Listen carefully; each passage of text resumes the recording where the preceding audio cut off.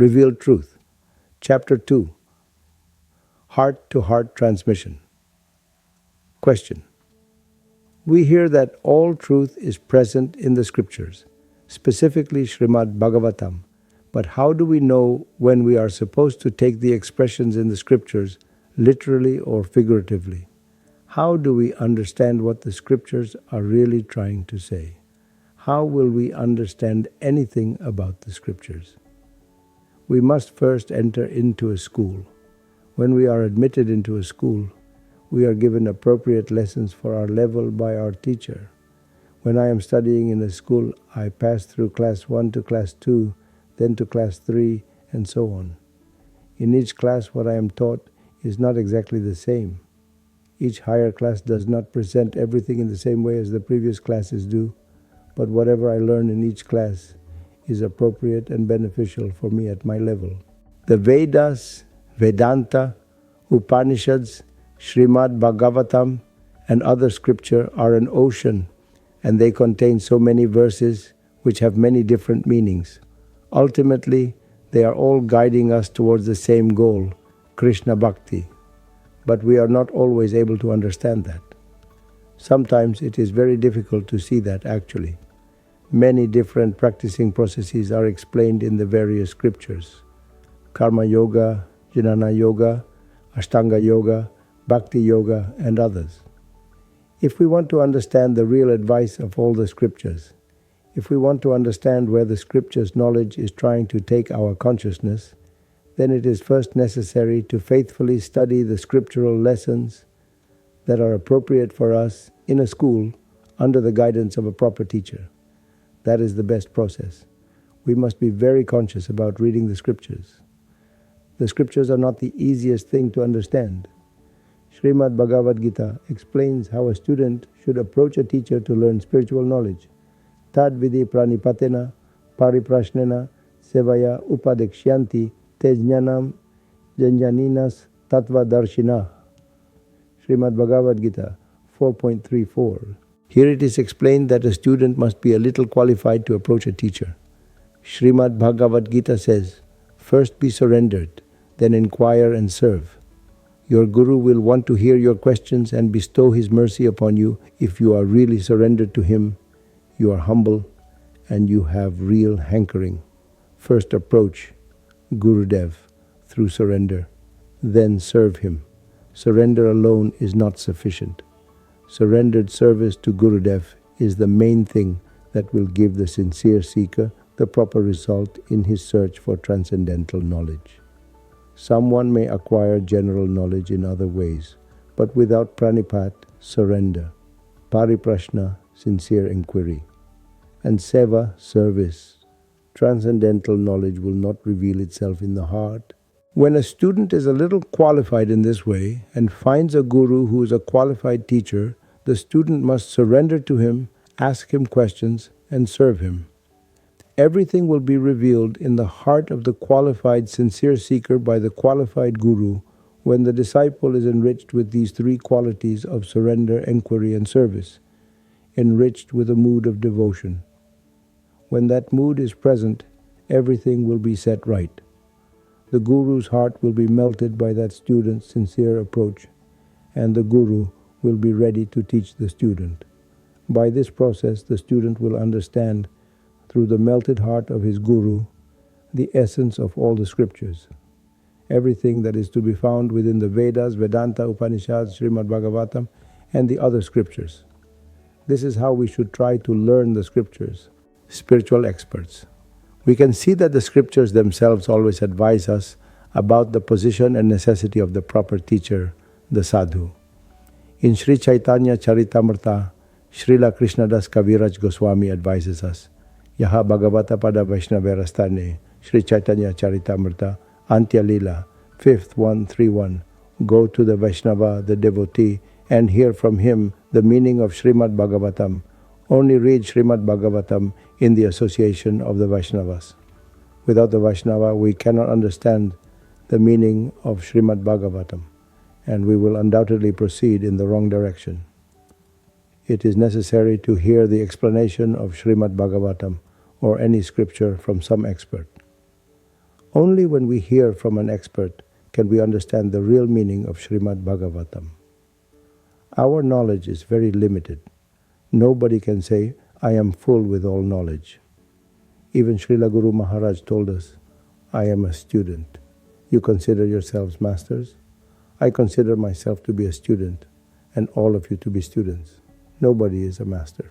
It was Srila Guru Maharaj's conception that we are all students. Therefore, we must try to understand what our lessons are from a proper teacher. Through one who understands the essence of the lessons we are to learn, we can easily understand what our lessons are.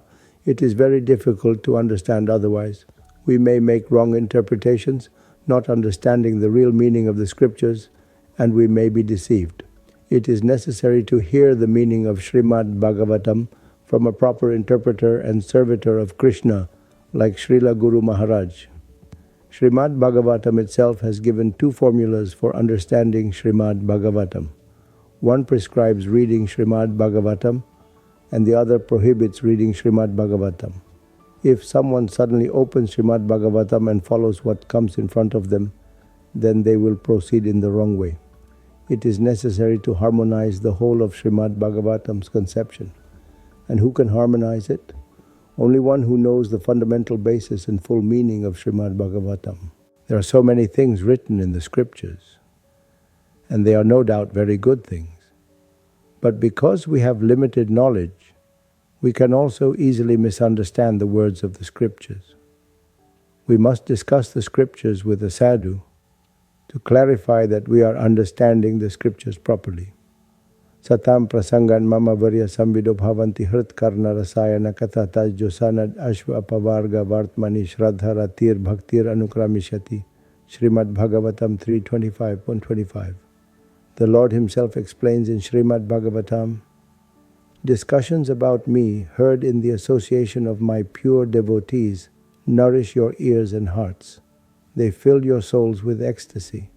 Only when someone proceeds in their spiritual life under the guidance of my devotees will they naturally develop proper faith, attachment, and devotion. What is written in books and what is heard directly from the sadhu are two completely different things. What we may read or hear outside the association of the sadhu is not HRT Karna Rasayana Katha, nectarian words, which nourish our hearts and fill us with ecstasy. Only when we hear from the sadhu are we receiving something in the proper channel, receiving something descending down from Goloka Vrindavan through the hearts of our paramparas gurus, which is perfect and necessary for our spiritual life. Only when we hear in the proper channel from the sadhu is there a transmission of the power which reveals the essence of the scripture's words in our hearts. We are given real entrance into what we hear in the scriptures by the sadhu. Following the great souls, Yudhishthir Maharaj was a wise man. He was very qualified and had studied so many scriptures, the Vedas, Vedanta, Upanishads, and so on. He also received much advice from various rishis and munis. But after studying so many things, he was puzzled and could not find a settled position. Everything is good, everything is bad. It is good, it is bad. It is good, it is bad. It is good, it is bad. Yudhishthira Maharaj could not conclude what was the proper way to get relief from the illusory environment and become established in a clean position. Lastly, he could only conclude that anyone who tries to discover what religion is simply by reading the scriptures will become crazy.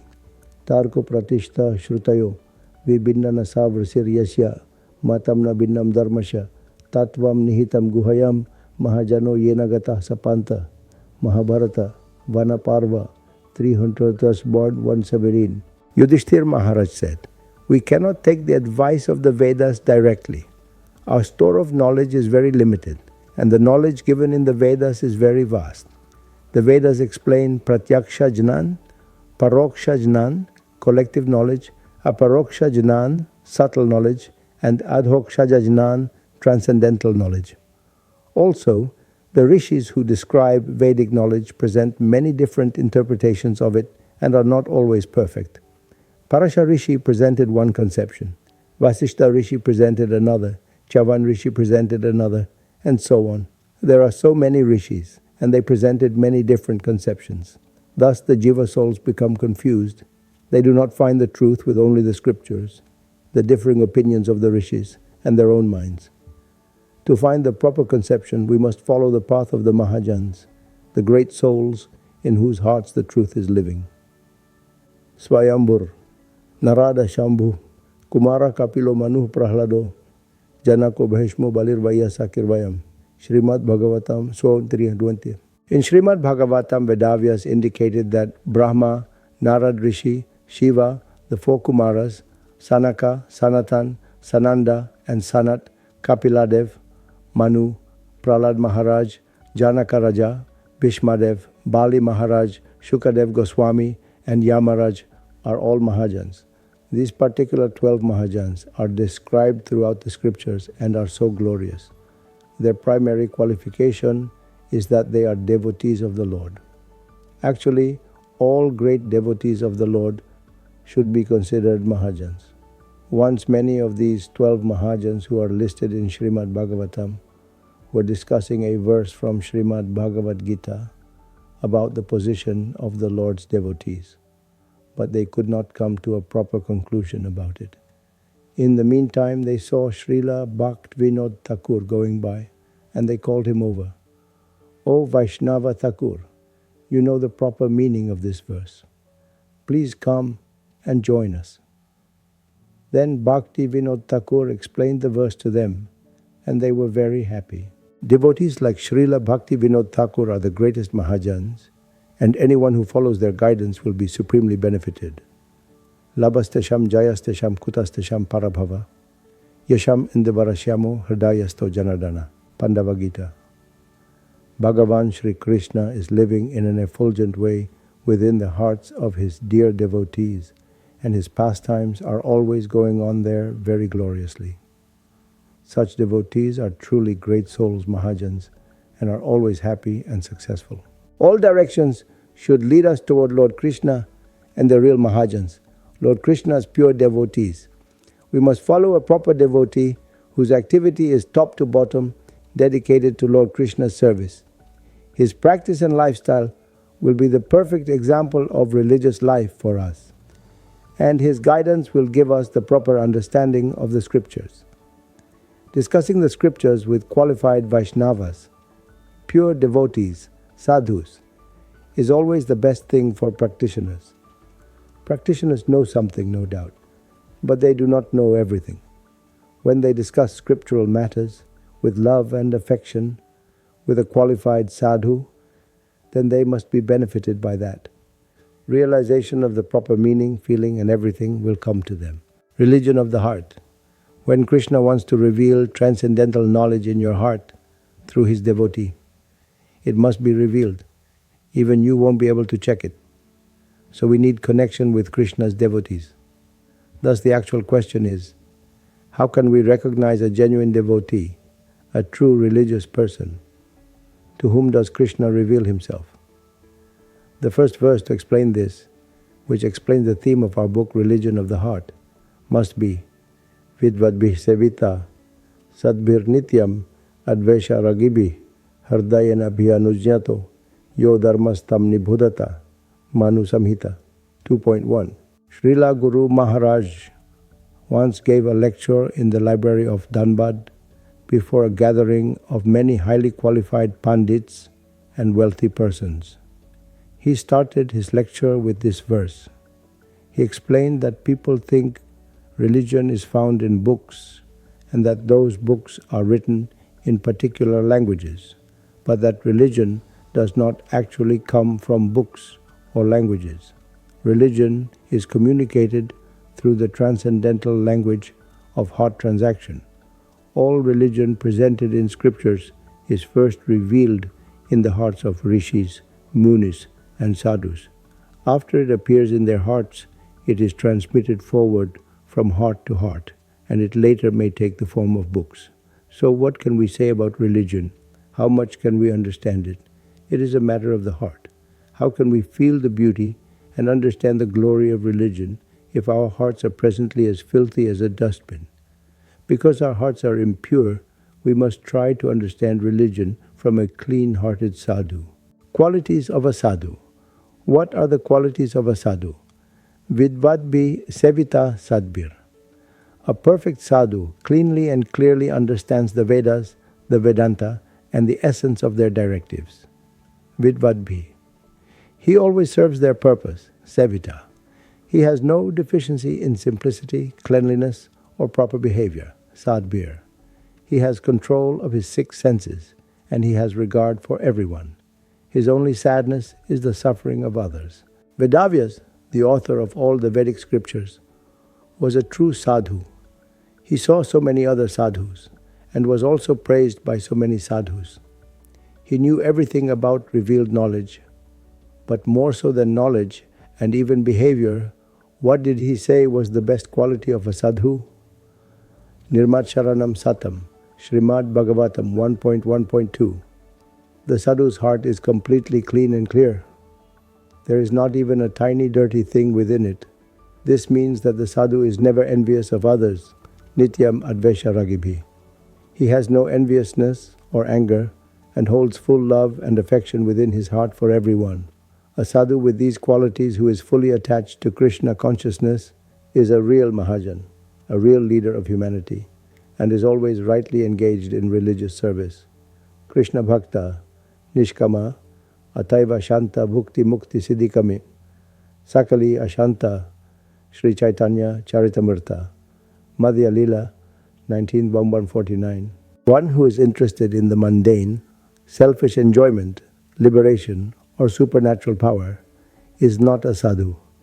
One who has no desire for selfish enjoyment, who wants to give rather than take, who is always engaged 24 hours a day in serving the desires of the Divine Lord, he is a sadhu. He alone is a truly peaceful, perfect gentleman. Real religion is the beauty that appears within the heart of such a sadhu, the transcendental feeling revealed in such a sadhu's heart through his life of service. Whatever advice and instruction such a sadhu expresses is true religious instruction and can never be harmful to anyone. If we will receive a heart transmission from that type of sadhu and follow his guidance, we must feel the benefit of a truly religious life and come to understand the universal religion of all souls, Vaishnava Dharma. If anyone will proceed according to the guidance of a pure sadhu, then from that launching pad they will happily fly into the sky of virtue and reach the peak of religion. There is no party spirit or sectarian interest in such pure religion. Universal religion. After Srila Guru Maharaj's lecture, in which he made many of these points about true religion, one very well-to-do man in the audience spoke. In the past, we have heard about Vaishnava Dharma, and we considered that Vaishnava Dharma was a branch of Hindu Dharma. But I am so satisfied with what I have heard from Srila Maharaj that I now understand that all religious property is present within Vaishnava Dharma. I now know that Vaishnava Dharma is one. It is the true universal religion, and all other dharmas are subparts of Vaishnava Dharma. I feel now that the universal Vaishnava Dharma is the best thing for all jiva souls. Srila Guru Maharaj's style was always very broad and perfect. He was always conscious about what he was doing, and he always presented everything according to the scriptures politely, with clear logic. Some sannyasis and brahmacharis would present our Param Guru Dev's conception, Srila Saraswati Thakur's conception, in a hammering way, but Srila Guru Maharaj was completely different from them. I am fortunate that I have heard many things from Srila Guru Maharaj. I have seen that so many people receive divine light from him, and that this light became the light of their life, the law of love and affection. My life in Sri Chaitanya Saraswat Math with Srila Guru Maharaj was always very restricted. I would not do anything without the permission of Srila Guru Maharaj. At least I can say for myself that I never did anything that Srila Guru Maharaj did not give me permission to do. When the property of Sri Chaitanya Saraswat Math was in a critical position, I had to go to Kalna every day for 2 months to defend the math in court. Each day, I would travel from the math to the court in Kalna and return home, but I would not go anywhere else along the way. One day, Srila Guru Maharaj asked me, "Have you seen the temple of Gauridas Pandit in Kalna?" I said that I had lived near the temple all my life, but that I had never once seen the temple. Srila Guru Maharaj said, "Next time you go to Kalna, offer your Dandavat Pranam to Mahaprabhu and Nityananda Prabhu there." It was only then that I ever visited that temple. Also, I never visited Mahaprabhu's sannyas place in Katwa for 28 years until I received the service order of Srila Guru Maharaj. Our life was very restricted under Srila Guru Maharaj, but we actually never felt any restriction. We always felt everything to be the natural love and affection of Srila Guru Maharaj. We felt that our service life was guided by Srila Guru Maharaj, and we could simply and happily follow his orders. That was the natural law of Sri Chaitanya Saraswat Math. Everyone would follow the rules automatically with love and affection. It is always best when people will follow religious rules and regulations naturally, with love and affection, with respect and honor. This was the standard we followed in Sri Chaitanya Saraswat Math from the beginning, and we never felt the necessity for anything else. In that environment, I heard from Srila Guru Maharaj for many years and learned something about the essence of the scriptures, the essence of religion. Through him,